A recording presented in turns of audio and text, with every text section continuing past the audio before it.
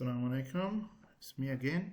So we are in Makkah right now, and I just want to share that I've been to one interesting place called Hudaibiya, and it's not too far from Makkah. There is Masjid Aisha where you can go to do multiple Umrah.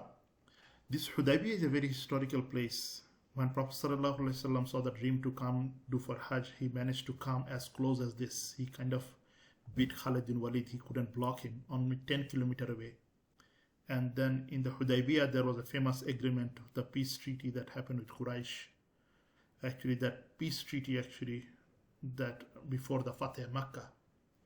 So this is a very historical place, and I have been there and taken some picture. There is a tree that Allah talks about in the Quran. Under the tree, like the less historical context, when the Muslim went over there, they sent Usman Radhan to make a peace treaty with them. And the news came that they captured or killed Usman radhiyallahu anhu. So then all the Sahaba took the bayah under Prophet sallallahu alaihi wasallam. They will fight, and then Allah subhanahu wa taala mentioned about that Allah's hand is on the top of their hand when they took the bayah and Prophet sallallahu alaihi wasallam to fight, because they came for Hajj and the Quraysh was kind of being a pain in the neck, and then there was a peace treaty. So having said that, so there is a tree. There is a very interesting photo. There is right now, that tree, actually, funny story, the Muslim used to go there a lot, and then it became a big issue, and Umar radhiyallahu anhu cut down that tree. Now there is a bunch of tree grew over there, and I managed to pray salah over there, and that was a very pleasant experience. This is not too far away. It's a historical site, and we are trying to trace the footstep of Prophet Muhammad sallallahu alaihi wasallam. So let's just go through it. Okay, so we are going there. Because I show you the Google aerial view. Okay, that's the masjid we are interested in. They build a masjid in the front, but place where Prophet Sallallahu Alaihi Wasallam sat down, I guess the Mamluk Mamluk maybe before Ottoman, they build a little fortress just to make a landmark. And I guess now the Saudi government, they put the fence around it. I guess they are going to do some historical preservation. I think the current government, they are kind of trying to okay, so this is the masjid, but more than this masjid, this wasn't there during the time of Prophet. So you can see the circle on the moon is not closed. Wherever the Prophet prayed is closed. So let me just show you. Now this is little thing okay, so this is the main hot spot where the Prophet Sallallahu Alaihi Wasallam was there. Now they put the ply all that around.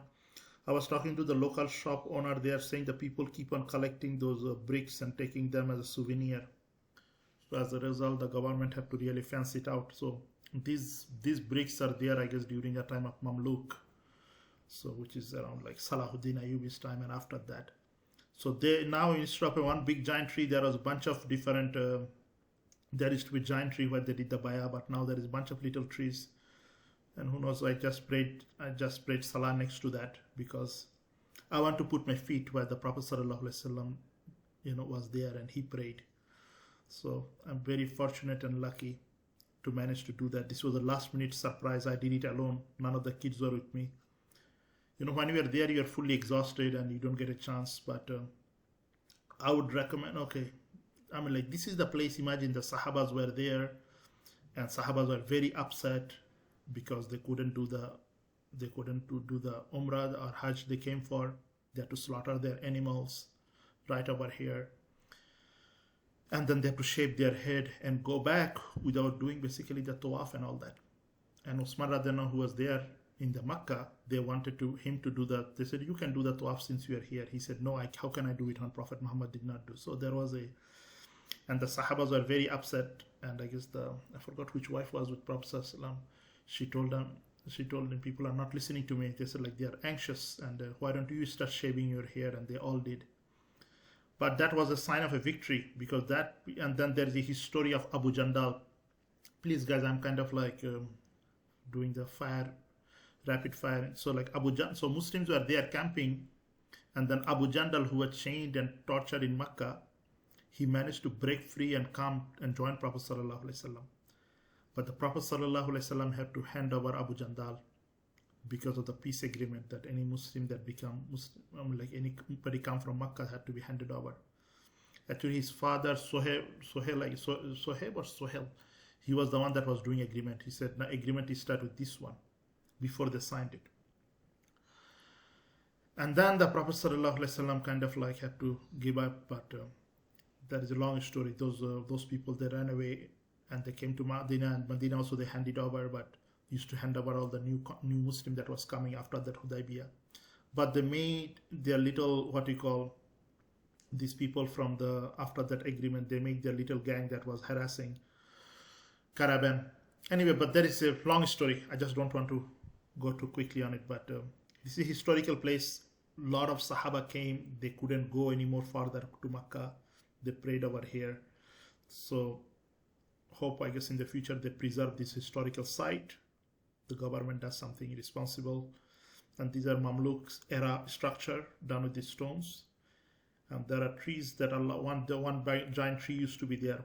That name is mentioned in the Quran. Those who took the bayah under the tree. And that tree, as I said, the tree was cut down by Umar radiallahu anhu. And now there is a bunch of different trees, and the people are selling their stuff, milling away, and I just prayed right over here. Okay, managed to pray under the tree. Anyhow, so hopefully, I guess, please visit it. It's not too far from Masjid Aisha. Try to trace the footstep of Prophet.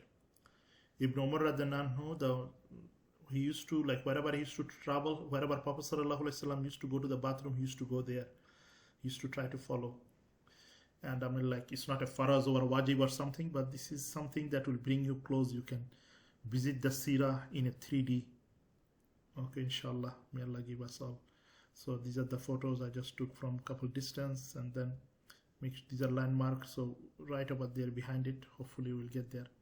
Okay, that's my thing. Thank you. Inshallah.